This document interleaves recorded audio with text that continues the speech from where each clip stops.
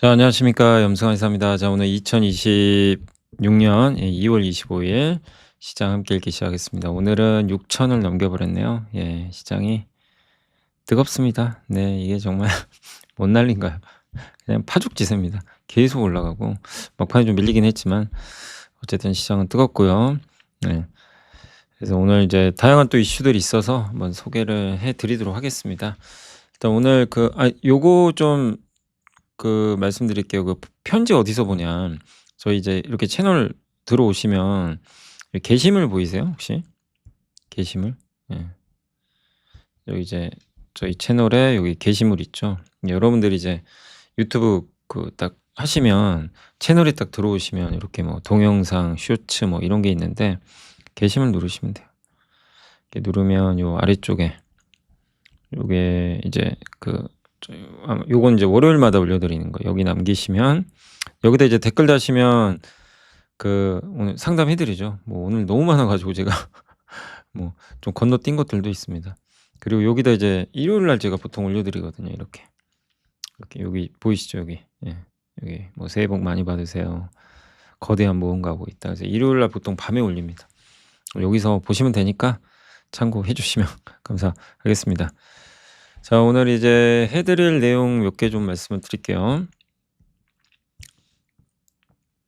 그래서 오늘 미국 마감 시황하고 오늘의 차트는 오늘 현대차 얘기 좀 있고요. 한국의 대통령 어떻게 자국 시장을 세계 최고의 성과자로 만드는 이 블룸버그 내용입니다.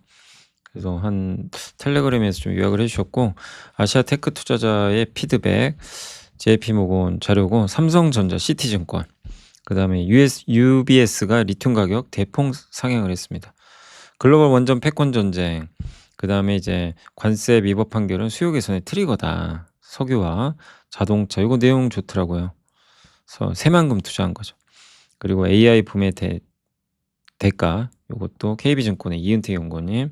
그럼 기업이 좀 많은데 하나비전, 삼성SDI, TSE, VM, 풍상, 한국카본, 달바글로벌, 코스메카 코리아, 그리고 공시는 SK바이오팜, VM, LS, TLB, 네페스 있고, 그다음에 요거는 시간 좀 길어서 시간이 되면 좀 해보도록 할게요.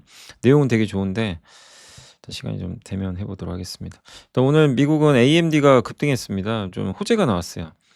그래서 오늘 미국장 급등했고 나스닥 중심으로 좋았습니다. 그래서 오늘 좀 핵심은 뭐냐면 여기 있죠. 엔트로피 공포가 완화됐고 소프트웨어가 급등했고요. 예, 그래서 3대 지수 모두 올랐고 메타가 AMD랑 600억 달러 초대형 계약을 맺었어요. 그래서 최대 6기가와트. 그래서 공급을 할 때마다 메타한테 AMD 주식을 받을 수 있는 권리를 줘요. 이렇게 하나씩 줍니다. 주고 600달러는 가야 돼요, 주가가. 주가 600, 지금 213달러거든요. 그러니까 AMD 주가 600달러 가면 행사가 가능하다고 하더라고요. 저거 가치가 한 110조가 넘는데요. 아무튼 메타는 돈을 안 주고 일단은 그러니까 대신에 이 AMD 지분을 받는 거죠. 예. 이제 그런 형태로 좀 가는 것 같고 어쨌든 AMD는 예, 초대형 고객사를 확보한 거죠. 여러모로 AMD한테 좀 긍정적일 수 있는 부분도 있는 것 같습니다. 그래서 AMD의 주가는 급등했습니다. 근데 여기서 우리가 느낄 수 있는 건 미국 빅테크는 지금 미친 듯이 투자를 해요. 저렇게 저 칩 얻으려고. 예. 우리 생각 이상이죠. 그리고 엔트로픽이 뭔가 이벤트를 열었는데 최근에 사스 공포라 그러죠. 그러니까 월 구독료 내고 쓰는 프로그램들, 뭐 세일즈포스, 도큐사인, 또 요거 워크데이 막 이렇게 인사 관리해 주고 고객 관리해 주는 프로그램들 뭐 기업들이 돈 내고 쓰거든요. 근데 AI가 다 한다고 하니까 난리가 난 건데 아니다. 우리 AI는 여러분의 소프트웨어 위에서 가동된다. 여러분이 없으면 우리도 없다. 그렇게 얘기를 한 거예요. 그러니까 세일즈포스의 고객 관리 CRM이라 그러는데 그 위에서 우리 엔트로픽의 클로드 있죠. 클로드랑 AI가 돌아가는 거지. 우리가 독단적으로 뭘 만들어서 하는 게 아니다. 근데 우린 봤잖아요, 또 만든 걸. 그래서 일단 오늘은 급등하긴 했는데 소프트웨어가 아직은 의구심은 해소되지는 않았습니다.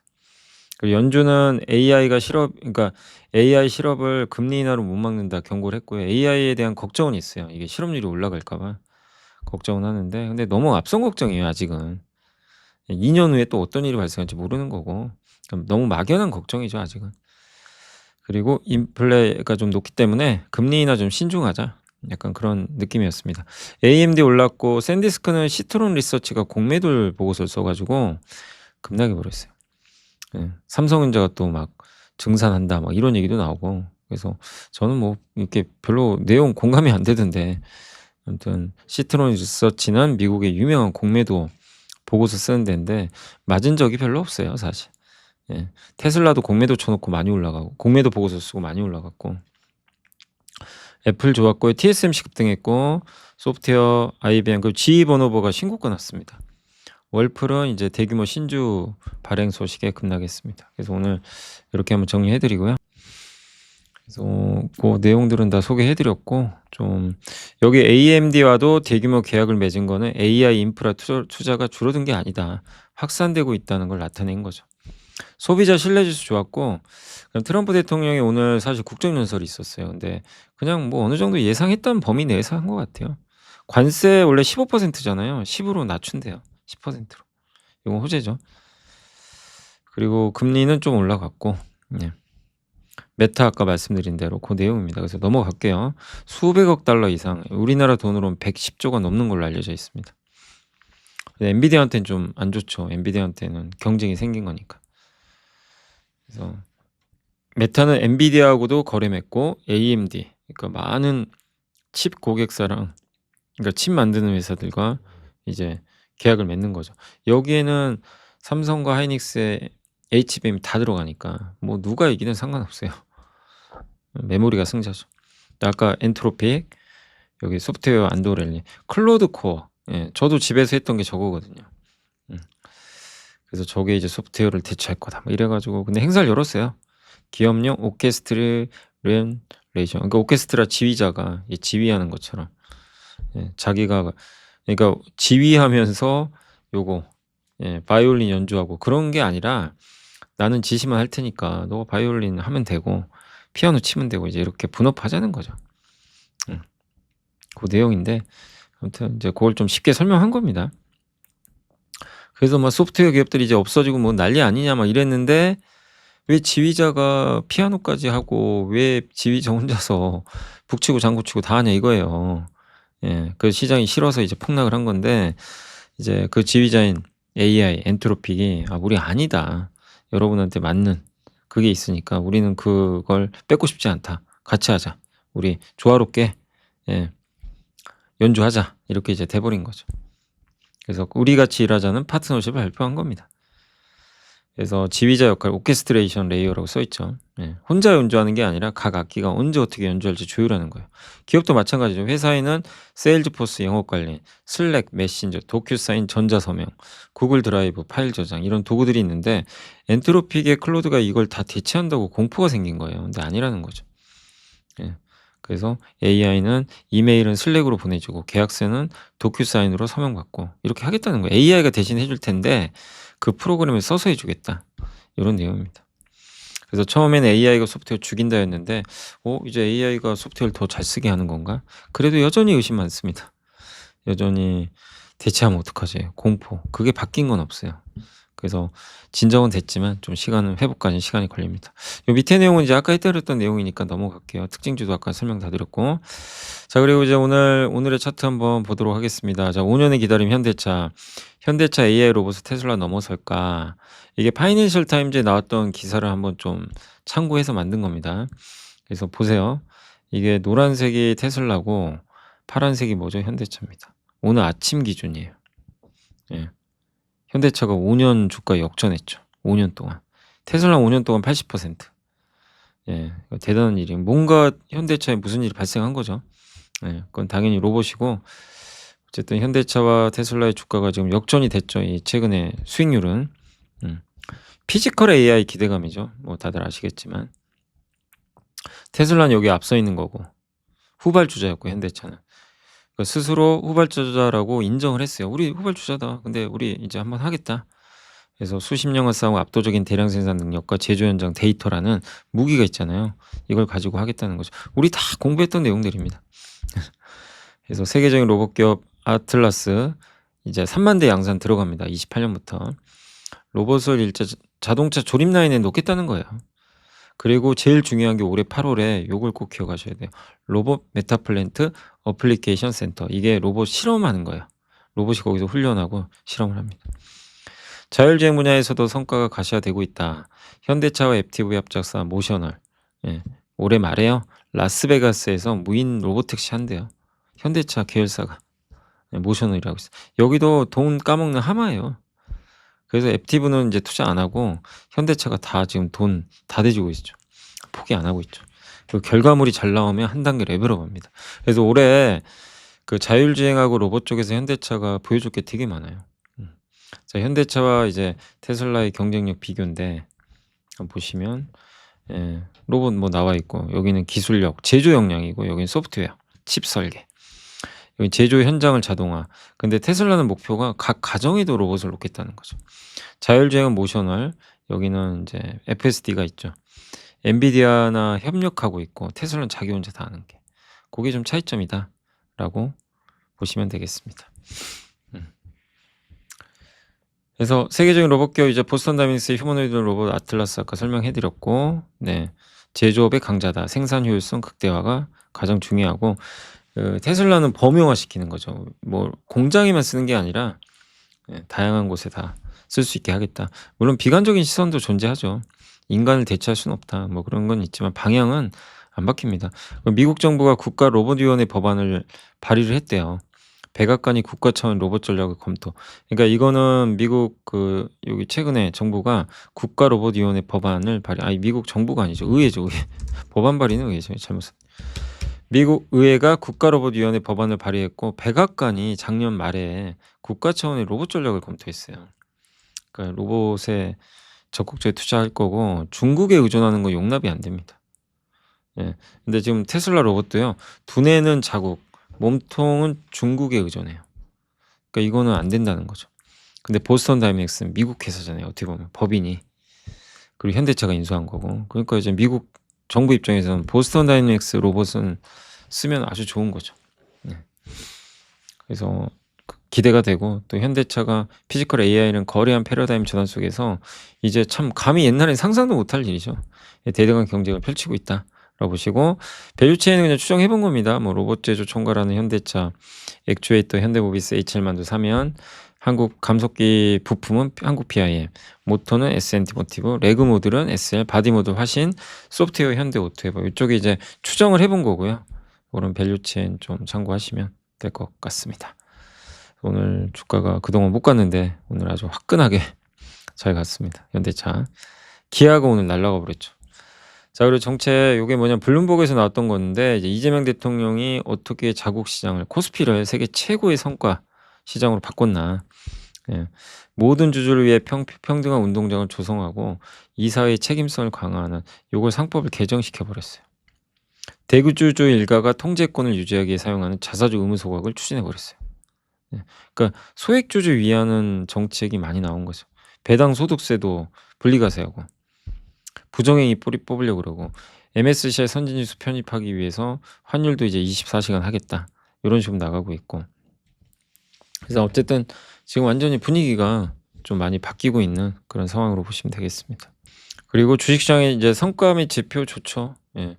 코스피 지수 금요일 날 5,809포인트로 마감했고 올해 38% 올랐고 대통령 취임 이후 115%나 올랐습니다. 엄청 올랐죠. 속도가 너무 빨라요. 근데 여기에 사실 이건 정부만 잘해서 간 건 아니고 삼성 하이닉스가 큰 역할을 했죠. 예. 여기 더 컸던 것 같고 경제 모델의 변화와 사회적 반응. 근데 이제 부동산에 우리 비중이 너무 크잖아요. 근데 여기서 좀 벗어나서 금융자산으로 이제 눈을 돌리기 시작했다는 게 좀 가장 큰 좀 차이점이죠. 그러니까 조금씩은 바뀌는 것 같아요. 가계자산의 4분의 3이 부동산이잖아요. 그죠? 예, 이제 요거를 이제 바꾸려는 정책들이 계속 나오고 있습니다. 그래서 부동산은 규제하고 요새 부동산 투자하면 무슨 뭐 완전 요즘에는 예, 분위기가 험악하죠. 예. 근데 주식으로 좀 몰아가는 거죠. 어떻게 보면 정책을 완전히 바꾸는 거죠. 예, 가계부채도 너무 많으니까. 그래서 이거를 이 가계부채 말고 기업 대출로 좀 가자. 생산적인 금융을 하자. 요런 지금 목표로 좀 가고 있는 것 같습니다. 그리고 이재명 대통령 이제 데이트레이더 옛날에 맞아요. 저도 예전에 어떤 채널에서 한번 이제 인터뷰한 기억이 나네요. 한 3년 됐네요, 벌써. 그때 이제 그런 생각은 되게 강하긴 하더라고요. 주식을 잘 아니까. 그래서 고런 내용이고, 그래서 최근에 이재명 대통령이 했던 얘기가 뭐냐면 이제 되게 무서운 말이기도 하지만, 그러니까 여기에 모든 게 담겨 있어요. 나라의 모든 문제 원천이 부동산. 그러니까 부동산을 적으로 규정하고 있어요.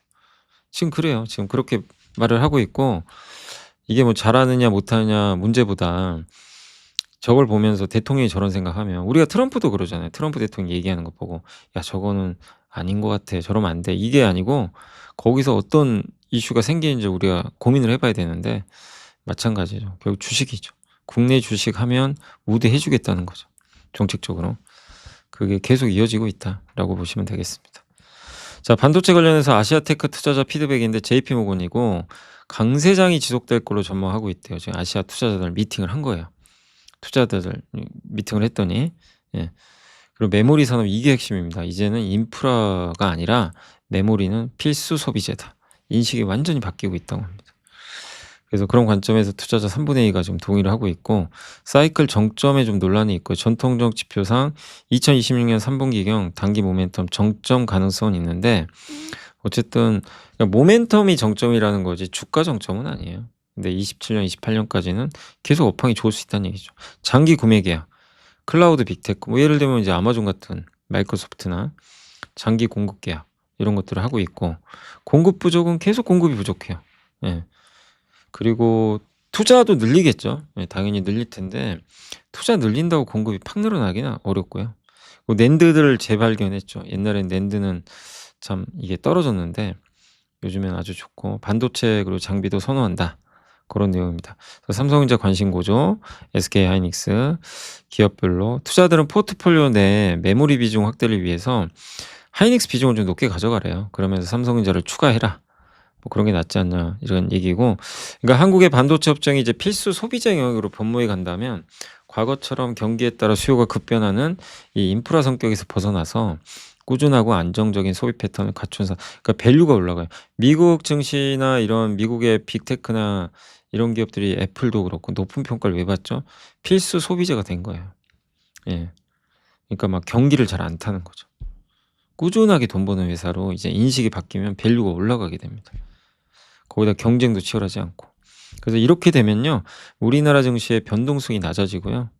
예. 그리고 장기 투자 해볼 만한 거죠. 야, 누가 한국 주식을 장기 투자하냐 막 이랬는데 이제 가능해진 거죠. 주도주 입지 더 공고히 될 거고, 예, 이거는 또 소부장한테까지도 연결이 될 거고, 되게 이제 요런 내용들이 있었으니까 참고하시면 되겠고, 삼성증권은 시티증권에서 보고서를 28만 원으로 올렸습니다. 올해 영업이익을 무려 251조. 진짜 이제는 200조도 모자라요. 예. D램 판가 성장률도 이렇게 올라갈 것 같고, 서버 고객사들이 AI 서버용 이쪽의 메모리 확보를 최우선순위로 두면서 물량을 확보하기 시작해요. 계속 가격 오르는 거죠. 서버 가격이 계속 오르는 거죠. 서버용 D램. 네. 이렇게 올랐는데도 PER 7.5배밖에 안 됩니다. 이게 뭔 일입니까? 이렇게 올랐는데도 PER 7.5배. 자, 어제도 뭐 약간 리튬 얘기는 좀 해드렸지만 배터리도 어제 좋았지만 오늘은 좀 빠졌죠. UBS 증권이죠. 이제 스위스계, 여기가 전기차 팀이 차세대 배터리 셀 5종을 분해해 봤대요. 그럼 전기차와 내연기관차 격차가 빨리 축소되고 있대요. 지금 미국 빼고는 그러니까 뭔가 좀 좋아지는 거죠.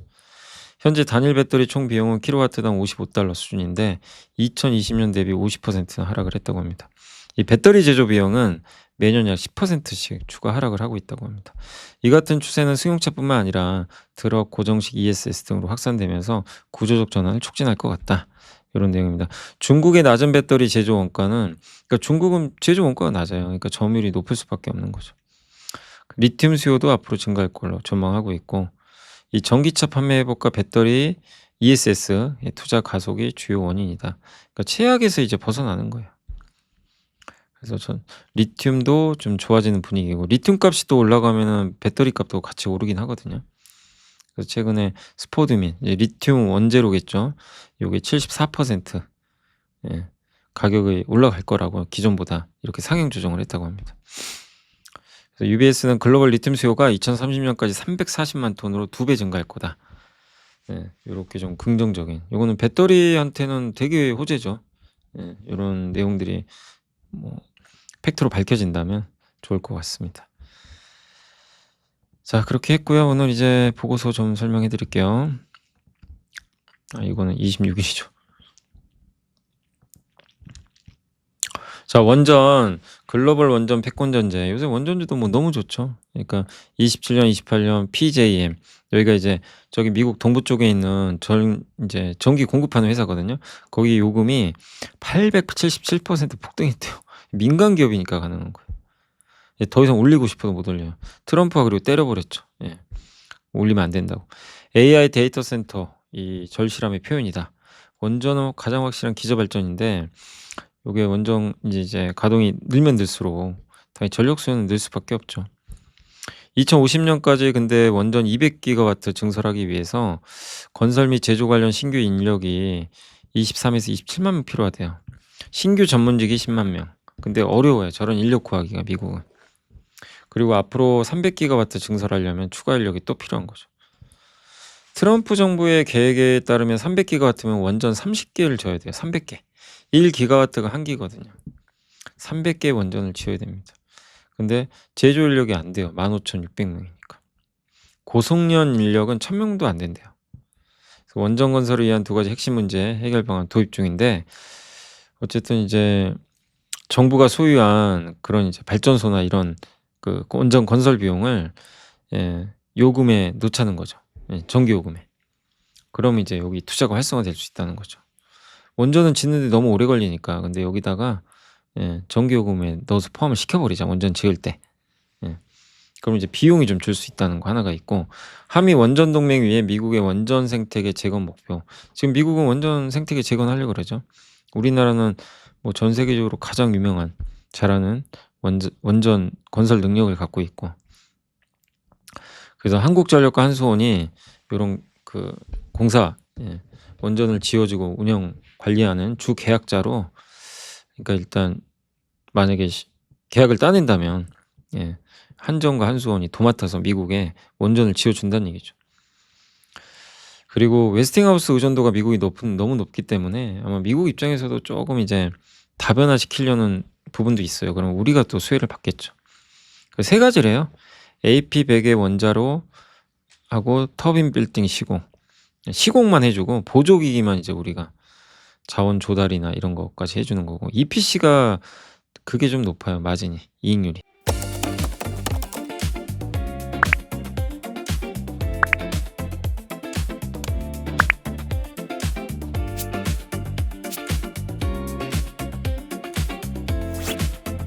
지식이 복리로 쌓이는 투원투게더.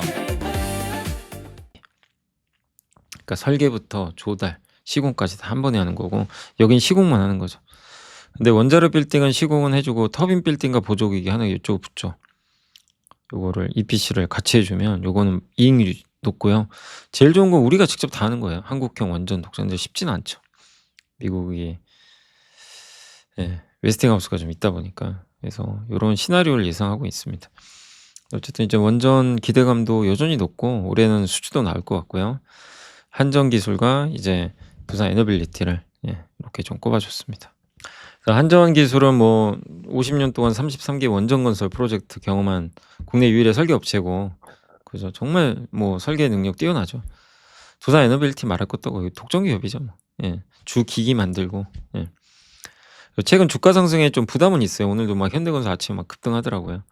근데 티인코리아 재평가보다 높은 수준으로 상승 가능하고, 한미 원전 동맹 요거는 또 시장을 늘리는 효과가 있으니까 괜찮지 않겠냐. 아직 제대로 원전 수주 안 나왔어요. 그래서 기대가 더 되는 거죠.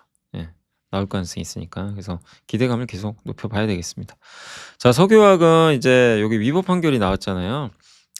그래서 어제 말씀드렸지만 이게 오히려 호재래요. 인도, 베트남, 중국에서는 관세율이 떨어져. 이제 여기가 막 관세가 30, 40 받던 데인데 10으로 낮아집니다. 그럼 이제 베트남이나 이런 데 인도에서 만들어서 이제 미국 수출이 늘어나니까 거기에 대부분 석유화학 이 소재들이 들어가니까 좋을 수 있다는 거죠. 그래서 소비재, 의류, 신발, 장난감 여기도 다 석유화학 소재 일부 소재들이 들어가죠. 이번 화학 사이클은 근데 다르게 보자. 춘절 전후로 반짝 시황 개선이 있었대요, 여러 번. 근데 그러고 말았는데 이번엔 아니다. 관세 영향이 약화되면서 수출이 늘 수 있고 물가 부담도 끝나가고 글로벌 금리 인하 사이클 진입했고 중국의 증치세 이제 환급을 폐지해 주는 거죠. 그러니까 증치세를 환급받으면 보조금 주는 거랑 똑같은데 그거를 폐지하면 수익성이 떨어지겠죠, 어떻게 보면. 그러면 이제 이렇게 되면 판가가 좀 올라갈 수도 있거든요, 공급이 줄어들어서. 예. 그래서 미리 재고를 확보하려는 움직임도 있다고 합니다. 그리고 중국의 15차 5개년 계획이 확정되고 중국 석유화학 구조조정 강도가 확인될 양해가 한 달 앞으로 다가왔다고 합니다. 예. 이것도 좀 호재죠. 그리고 증설도 별로 없어요. 에틸렌 제외하면 대규모 증설은 끝났다고 합니다. 그래서 3 월까지 석유화학 정유 시황의 개선을 전망하고요. 중국 구조조정 강도 및 경기 부양 강도에 따라서 성수기인 4-5 월에도 긍정적인 흐름이 좀 나올 걸로 기대를 하고 있는 것 같습니다. 자, 2월 24일 춘절 종료 후에 첫 거래일에서 주요 그 석유화학 제품 가격이 다 올랐어요. 그래서 좋은 분위기고 특히 석유, PX, 뭐 합성고무, 천연고무, 유기실리콘, 스판덱스, MDI 뭐 요런 석유화학 소재들은 증설이 제한돼 있다. 요런 기업들을 선호한다고 하셨고 SOL, SK이노베이션, 금호석유, 효성TNC, KCC, 롯데정밀화, 대한유화를 좀 꼽아 주셨습니다. 자, 자동차는 이제 새만금 투자한다 그랬죠. 5년간 10조 원을 새만금에 뭘 투자하냐? 데이터 센터, 수소 설비, 로봇 요렇게 투자하겠다는 거죠. 긍정적이죠. 그래서 현대차 그룹의 투자 시계는 자동차 생산 공장이 이제 아니에요. AI 인프라 투자로 바뀌고 있어요. 그럼 밸류를 높게 줘야죠. 예. 이번에 핵심은 AI 데이터 건설이 근본 투자의 핵심이다. 그래서 데이터 센터 지어서 거기서 학습. 예. 현대차 뭐 어떻게 보면 이제 자율주행 로봇 같은 걸 학습시키겠죠. 그래서 현대차가 옛날에 기억하세요? 과거에 2014년 한전부지 10조 사 가지고 망했어요. 주가 아주 곤두박질 쳐 가지고 난리도 아니었습니다, 그때. 잃어버린 10년이었어요, 사실은. 그러다 21년에 가서야 좀 이제 ROE가 좀 올라가고 막 이러면서 조금 나아진 거죠. 예.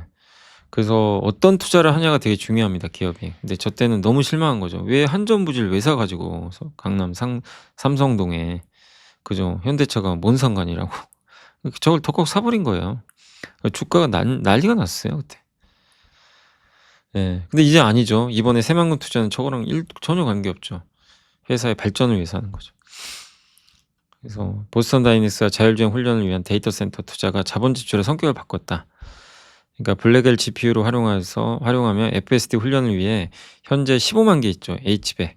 요거를 갖고 있는 이 테슬라 훈련 인프라 수준에 단번에 갈 수 있대요. 블랙엘이 성능이 엄청 좋거든요. 5배 될걸요. 그래서 테슬라가 갖고 있는 그 H100보다 더 좋기 때문에 따라잡을 수 있고 다음 달에 엔비디아의 알파마요 플랫폼도 사용 가능성도 공개할 수도 있대요. 이것도 한번 기대를 해봐야죠. 그래서 올해 2분기부터 현대차 중심으로 이제 그 소프트웨어로 정의된 자동차 한마디로 이제 자율주행 관련된 차량을 공개할 예정이고 그다음에 새만금 10조 투자의 방향성이 이제 가셔야 될 거다. 그러니까 왜 인수했는지, 왜 새만금을 투자했는지 그 얘기가 나오겠지만 결국 로봇이죠. 피지컬 AI. 요걸로 가기 위한. 그리고 어쨌든 이제 그동안은 막 10년 전에는 땅 사고 막 삼성동 부지 사고 회사랑 별로 상관없는데 그래서 주가도 할인 받았지만 이제 아니죠. 이렇게 본격적으로 새만금의 로봇 데이터 센터 짓겠다는 건 그래서 오늘 이 부분이 좀 제대로 반영이 되면서 주가가 좋았던 것 같습니다. 자, 그리고 시황인데 그 사회 금융 시스템의 붕괴다. 이건 뭐냐면 생산성과 노동 시간이래요. 예. 그러니까 인도가 노동 시간 엄청 많죠. 생산성은 요렇게 되면 떨어지는 거죠. 미국이 어쨌든 요 정도 노동 시간에서 생산성이 꽤 높은 편이죠.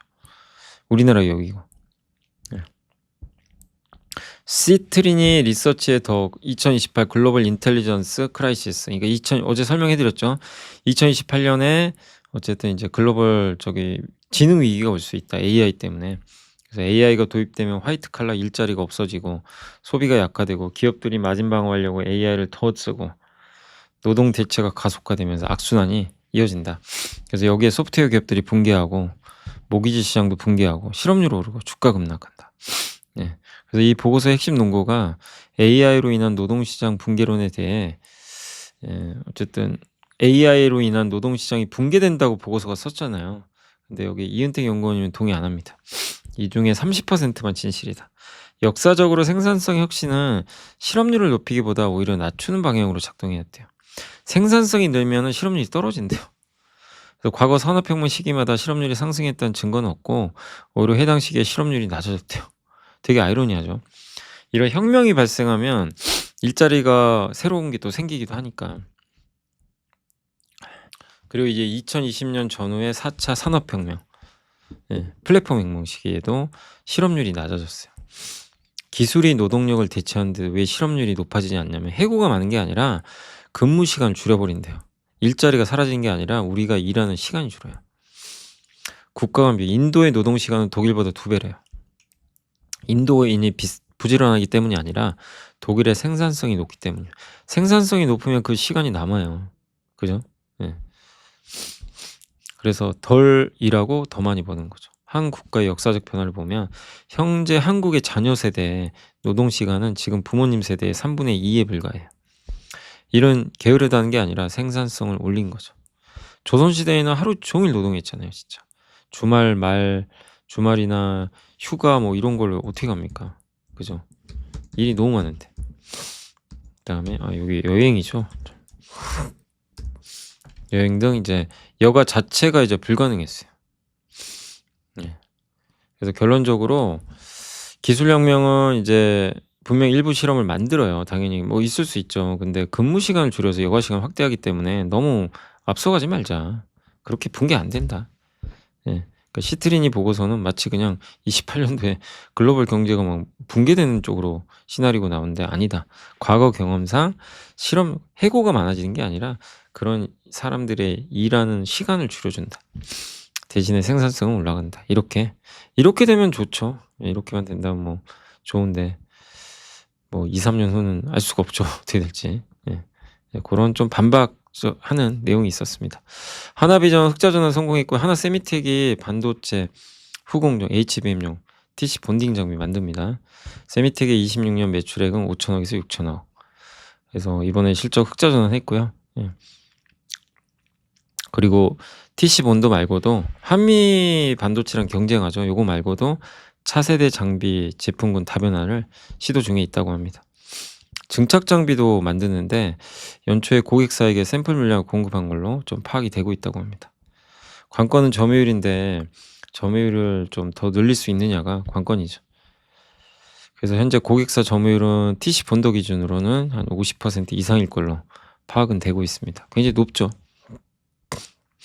그리고 실제 업계에서 거론되는 고객사의 26년 하이닉스죠. TC 본더, HBM을 이제 붙이기 위한 그 발주 예상 물량 예상치가 80에서 100대인데 25년에 40대밖에 안 됐거든요. 확실히 올해는 더 많은 물량이 나오지 않겠냐 이렇게 보고 있습니다. 그래서 하이닉스형 수주 확대, HBM 생산 증가 기대감 등이 작용하면 급등했는데 점유율 상승이 지속될지가 좀 관건이 될 것 같습니다. 일단 올라갔으니까 다행이죠.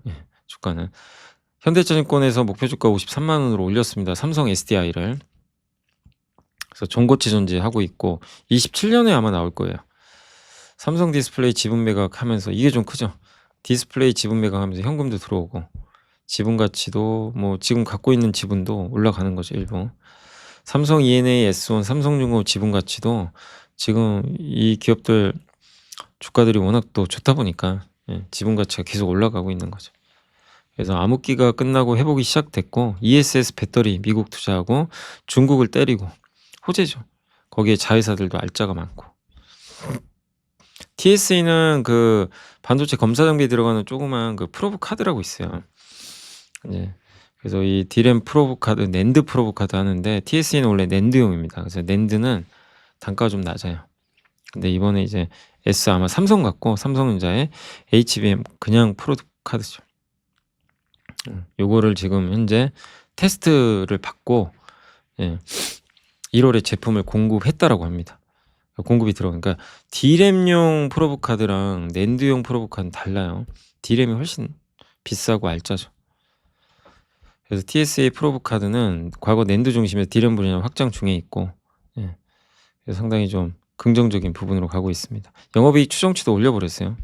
글로벌 프로브 카드 기업들이 큰 폭의 성장을 보이고 있는데 D램 프로브 카드가 기존 2개 정도 수요가 있던 거랑 다르게 HBM용은 수율 개선 위해서 또 5개, 6개가 필요하대요.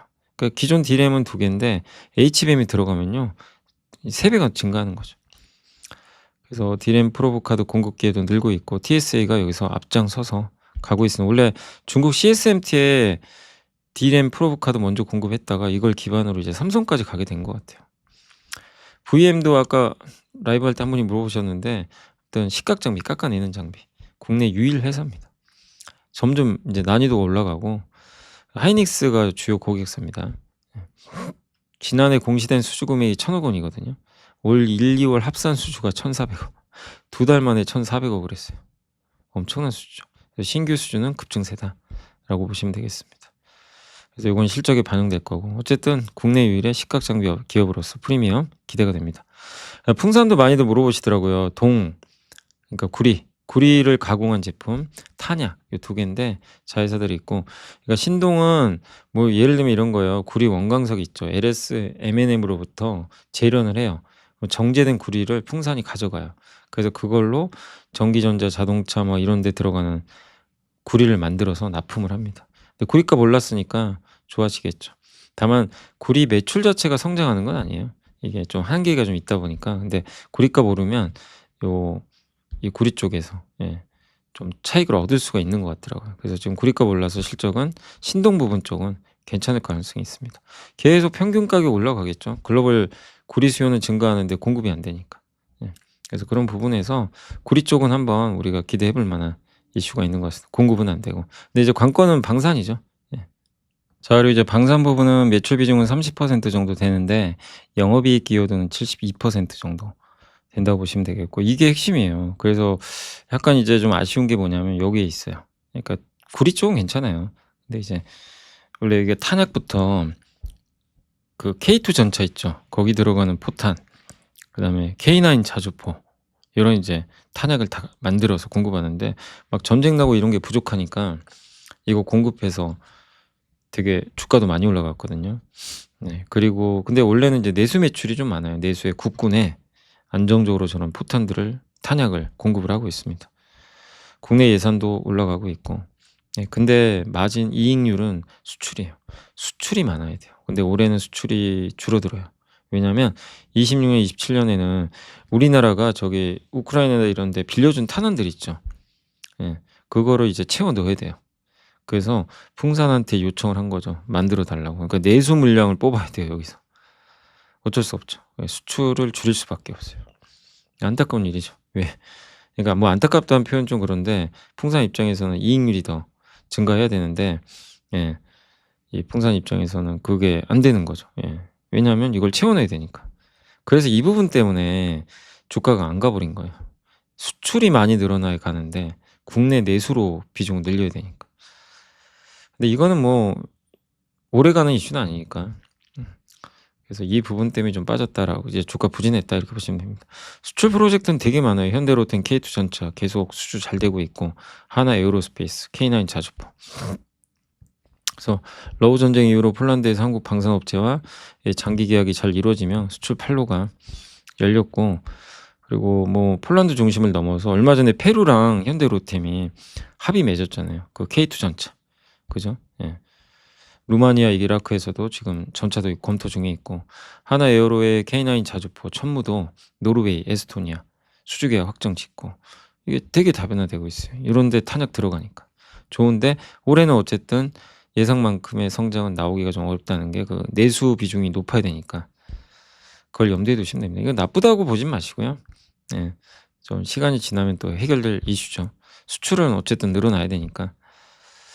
그래서 가이던스는 그냥 좀 기대 이하였어요. 별도 기준 영업이익이 시장 기대를 하회했습니다. 그래서 그날 이제 주가 빠진 거예요. 근데 지금 주가 싸죠. 방산주 평균이 PR이 35배인데 13배니까 주가는 좀 저평가돼 있다. 그러니까 좀 인내심은 좀 필요하다. 주가는 싼데 약간의 모멘텀 부족은 좀 감안하셔야 되겠습니다.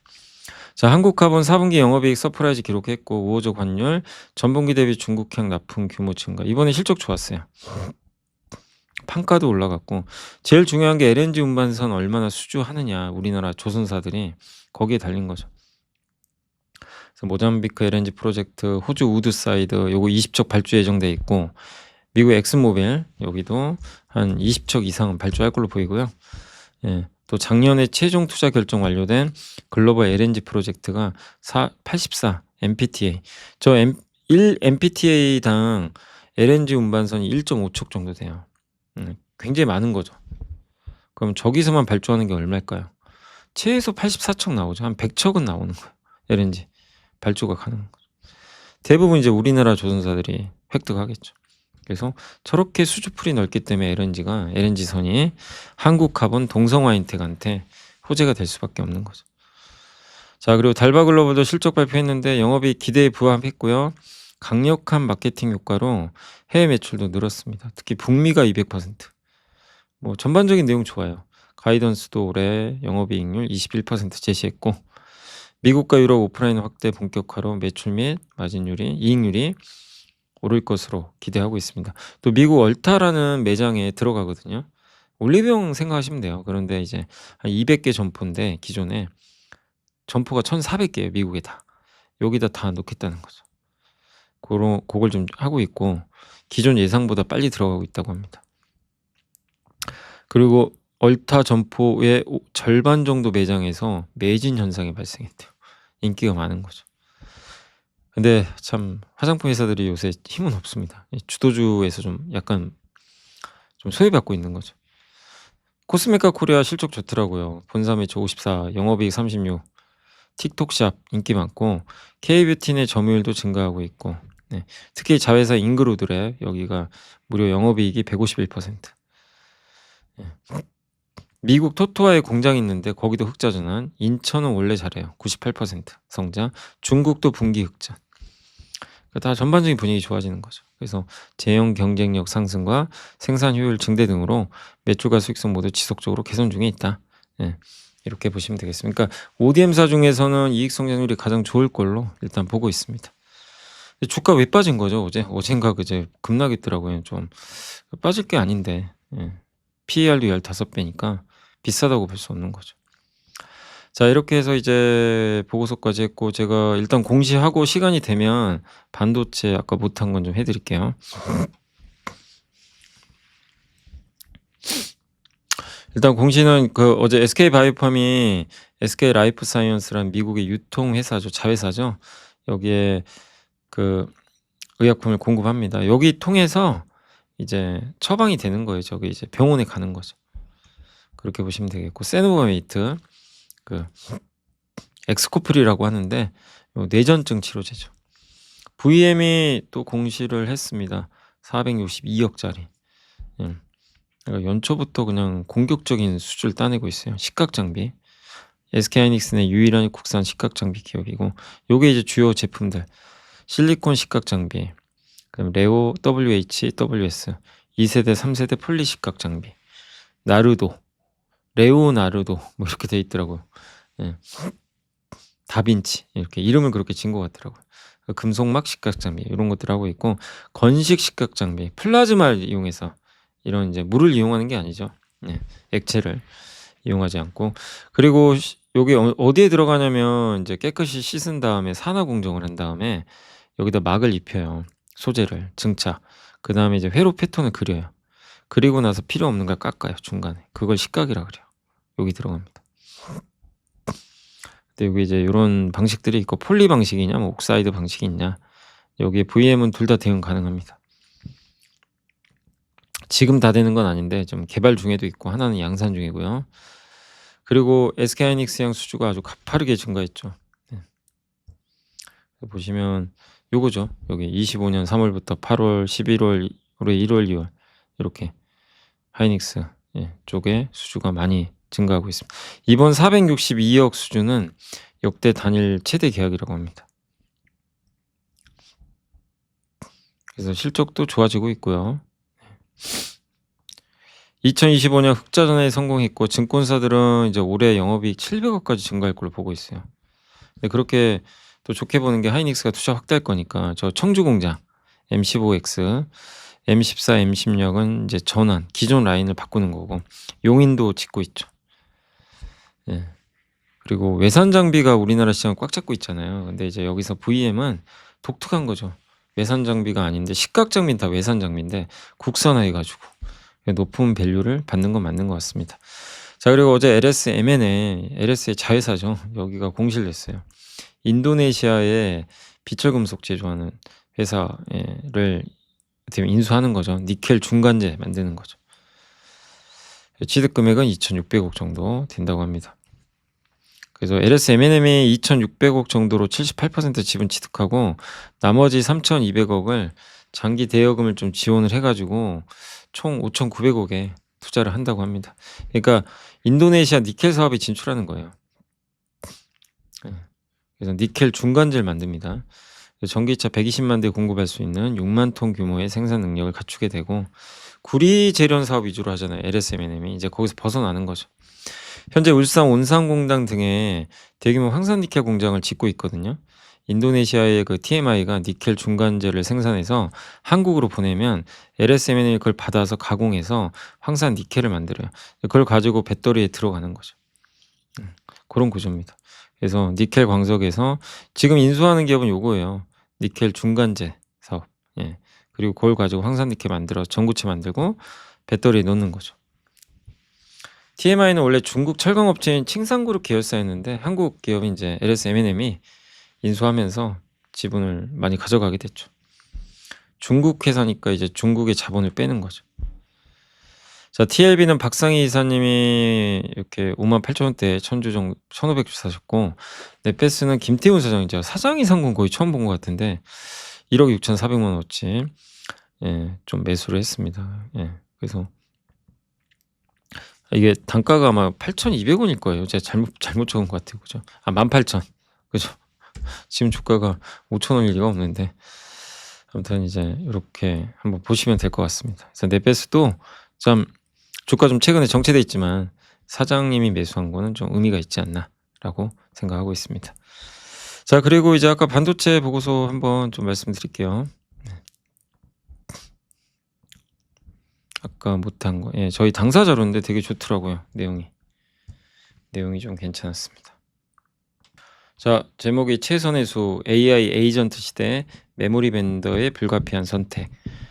정우성 연구원님이시고, 그러니까 현재 메모리 반도체 시장은, 그러니까 이걸 한번 읽어보시면 왜 삼성전자 20만 원 넘고 하이닉스 100만 원 넘는지가 좀 더 명확해져요.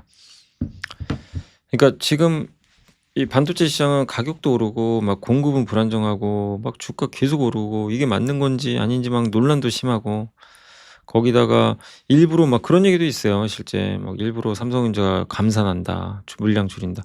뭐 이해가 안 가는 상황이지만 그럴 리는 없는데 그런 얘기도 있고 중국의 CXMT가 추격한다. 빅테크가 투자 이제 많이 안 한다. 막 이런 우려가 있어요. 근데 이거는 그러니까 정우성 연구원이 팩트로 다 반박합니다. 말도 안 되는 소리 하지 마라. 지금은 역대 가장 타이트한 수급 국면의 시작점이고 이 공급 측면의 핵심 진실은 현재 낮은 출하량이 인위적으로 감산한 게 아니에요. HBM을 너무 많이 해야 되니까 어쩔 수 없는 선택이래요. HBM 수율이 안 좋아요. 현재 메모리 3사 유효 수율이 70%밖에 안 돼요. HBM 만들기 진짜 어려운 제품 맞습니다. 이게 수율 떨어지는 거 보이시죠? 이게 HBM 때문이죠. HBM4는 더 어려워요. 거기다 밑에 베이스 다이. 그러니까 D램을 12개 쌓은 다음에 밑에 베이스 다이를 하나 깔아요. 그래서 연결하는 거거든요. 이 베이스 다이도 그 삼성전자는 이제 5나노급 자기가 직접 해요. 파운드리가 있으니까. 파운드리 회사가 해주는 거예요. 하이닉스가 12나노인 거예요. 10나노인가? TSMC에 맡겨요. 이걸 만들어달라고. 근데 마이크론은 안 하는 걸로 알고 있고 어쨌든 지금 그런 상황인데 그래서 요런 이제 공정이 되게 중요하거든요. 근데 이거를 뭐 갑자기 막 중국 기업들이 따라하거나 그러기 쉽지 않다는 거죠. 그래서 중국 CSMT가 파트너의 SMIC 있죠, 중국에. EUV 장비가 없어요. 그래서 이런 수준의 베이스 다이를 만들어내는 거는 사실상 불가능합니다. 만들 수가 없어요. 그리고 지금 전력 효율. 중국 CSMT는 기술력이 떨어져요. 그래서 전력비가 별로 안 좋거든요. 예. 근데 이거를 데이터 센터에 넣을 수는 없어요. 또 안보 문제도 있죠. 중국산 반도체 거부감이 들겠죠. 미국 입장에선. 거기다 성능이 좋은 것도 아니고 우리보다 한참 뒤처져 있어요. 예. 그래서 이런 상황에서 HBM에 집중하는데 HBM 만들기가 어려워서 수율은 점점 떨어지고 그러니까 공급은 계속 부족한 거죠. 예. 근데 만약에 수율을 너무 빨리 달성하고 그러니까 한마디로 삼성 하이닉스 마이크론이 너무 잘 만들면 그게 악재래요. 공급이 풀려버리니까. 예. 근데 그러기 어렵다는 거죠. 만들기 너무 어렵다. 역설적이죠. 예. 너무 많이 만들면 안 좋은 거니까. 수요 측면에서 AI가 단순 연산 도구에서 이제 스스로 판단하고 행동한 AI 에이전트로 진화한 거죠. 인간의 뇌의 구조에 비유하면 대뇌 피질은 장기 기억을 한대요. 전두엽 있죠. 여기가 작업 기억이래요. 전두엽이 하는 거는 이제 행동 계획 세우는 거예요. 야, 좀 뭐 우리 예를 들면 오늘 방송을 하기 위해서 스토리를 짜는 거예요. 네, 그런 게 이제 목표를 하는 거죠. 그래서 그런 게 이제 그 작업 기억, 전두엽이라고 합니다. 그리고 해마가 뭐냐면은 단기 기억을 장기로 전환해 줘요. 옛날에 있던 기억들을 끄집어내 가지고 기억력을 바꿔 줍니다. 그러는 걸 이제 브릿지 역할을 한다 그래요. 요렇게 돼 있다고 그래요. 인간의 뇌구조. 이거를 AI하고 똑같이 한다는 얘기예요. 그래서 AI 에이전트가 복잡한 멀티스텝 시퀀스를 수행하기 위해서는 전두엽과 이제 해마에 해당하는 상주형 메모리 자원이 매번 호출돼야 돼요. 빠르게.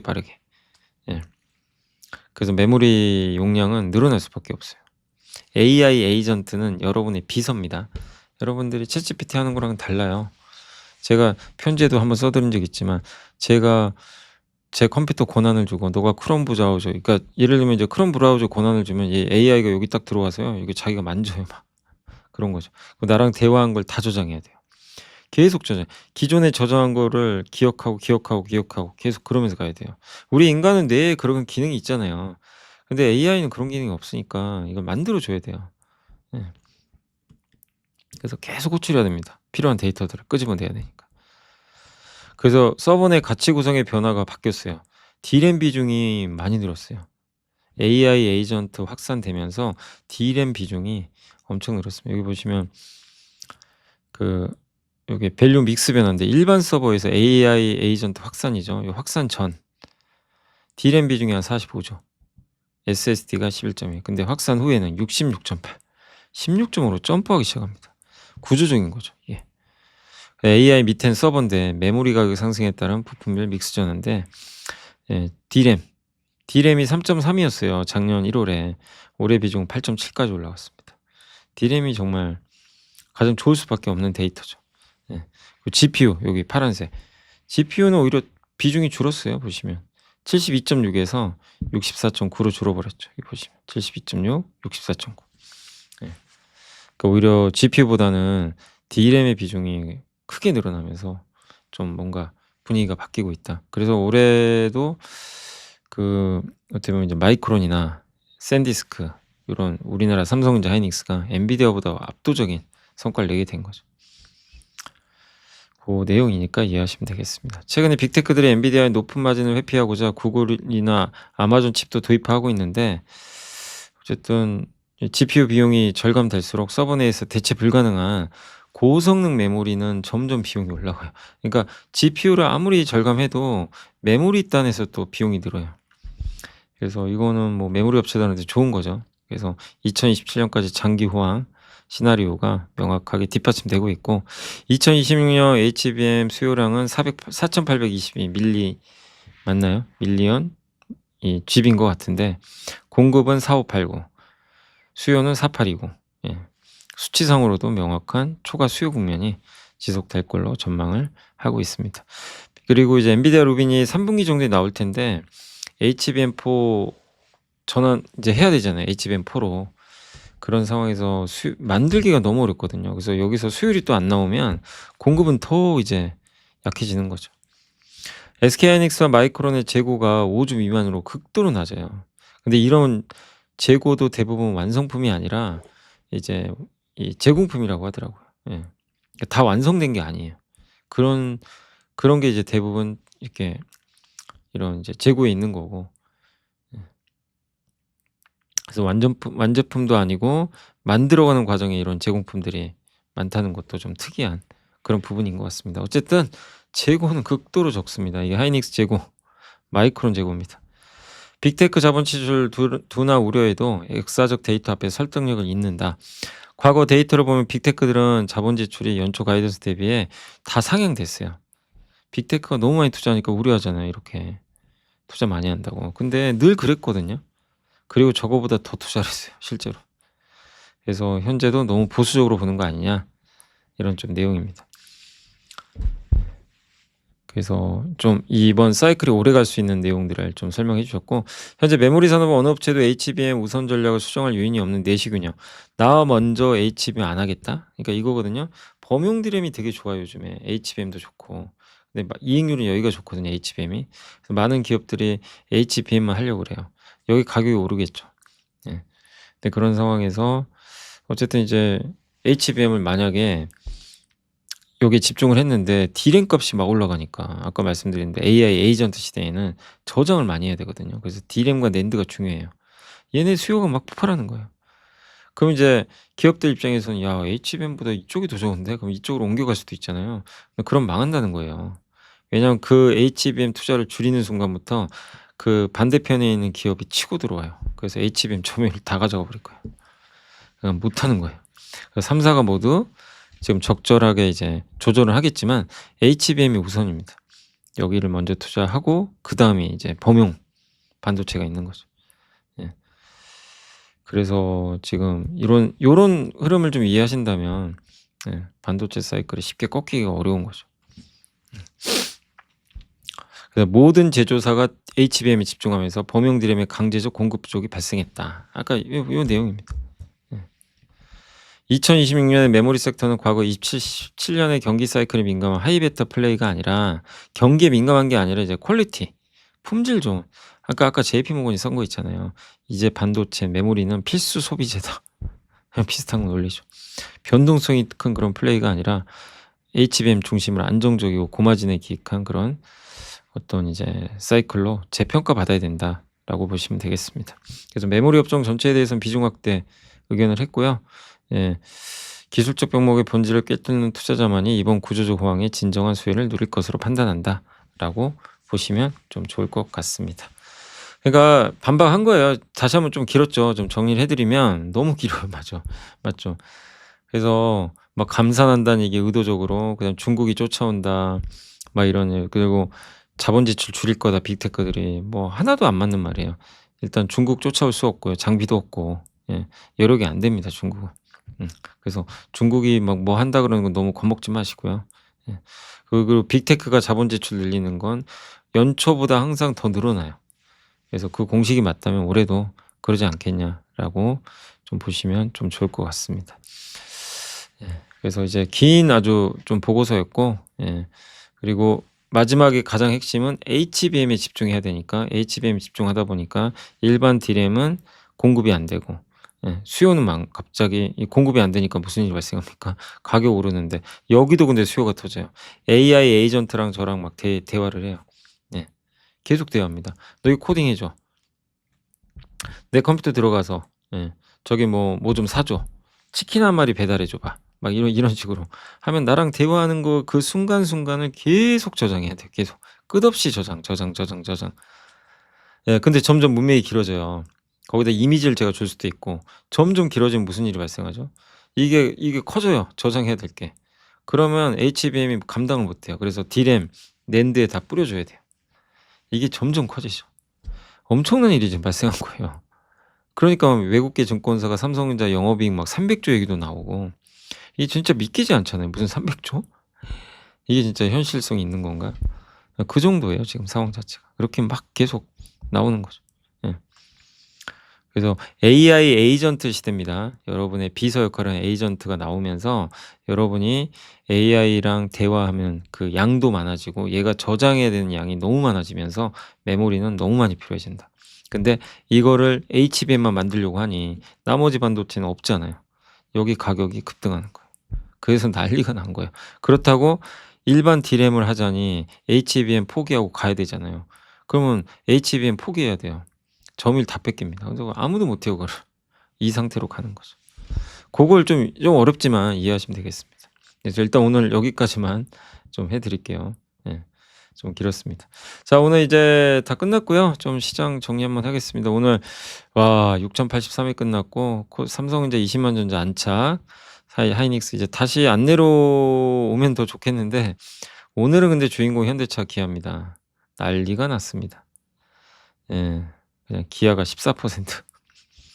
그리고 여기 삼성생명 지분가치, 셀트리온 좀 빠졌고 네이버는 언제 갈까요 진짜 카카오랑.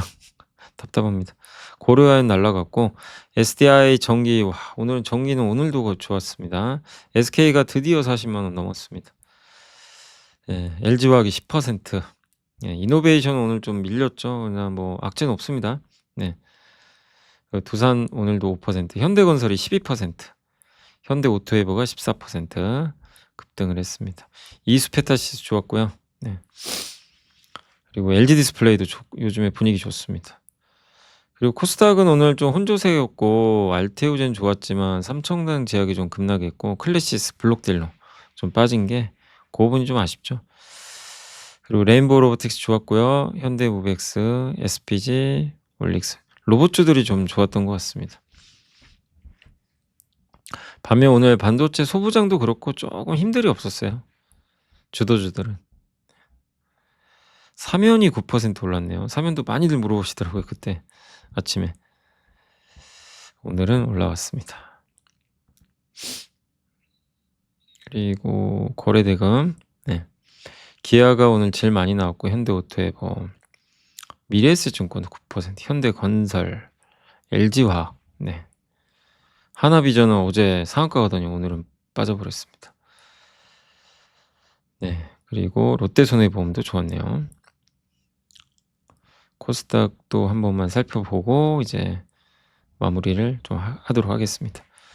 그린광학, 뭐 BL팜텍, SB비텍 로봇주죠. SOSL, 한국 PIM 이것도 로봇주죠. 네. 와 오늘 100,000원 넘었군요. 인텔리언테크, 사면, KH바텍, 세트랙아이. 다음 오늘 일단 저스템 빠졌고 대한광통신, 여기 통신 쪽은 좀 안 좋았고 내수 쪽도 별로 안 좋았어요. 서부 T&D 좀 빠졌습니다. 근데 큰 특징은 없어요. 이렇게 보니까 뭐 어떤 업종이 특별히 문제가 생기고 그런 건 아닌 것 같습니다. 자 그리고 오늘 시장 끝났고 일단 오늘 외국인들 하고 외국인 팔았고 개인은 샀고요. 네, 개인 장세네요 완전히. 개인들이 좀 많이 샀던 하루였던 것 같습니다. 네 그리고 오늘 화학섬유 좋았고요. 효성 TNC가 9%나 오늘 급등했습니다. 자동차 좋았고 건설주도 좀 현대건설하고 대우건설만 가죠. 다른 것도 좀 갔으면 좋겠는데 풍력 오랜만에 좋았어요 오늘. CS엔드가 모처럼 강세를 보였습니다. 항공주도 오늘 대한항공이 난리가 났죠. 9% 폭등했습니다. 네. 네. 그러나 이제 나머지는 뭐 창투사, 바이오시밀러, 뭐 스테이블코인, 정유회사, 유리기판 이런 쪽은 조금, MLCC도 오늘 조금 쉬었고 삼성전기는 좋았지만 대체적으로 좀 쉬어갔다라고 말씀을 드리도록 하겠습니다. 자 오늘 이제 1시간 넘게 좀 해드렸고 저 아까 반도체가 내용이 길어서 좀 그게 좀 오래 걸렸던 것 같습니다. 자 오늘 어쨌든 6,000도 넘고 매일 역사를 쓰는 코스피, 뭐 두렵습니다. 저도 이게 너무 올라가다 보니까 이거 빠지면 어떡하나 이런 좀 걱정이 안 되는 건 아닌데 근데 진짜 너무 강하네요. 이런 장을 거의 본 적이 없어서 대단한 것 같습니다. 자 아무튼 오늘 고생하셨고요. 저는 또 내일 이 시간에 찾아뵙겠습니다. 감사합니다.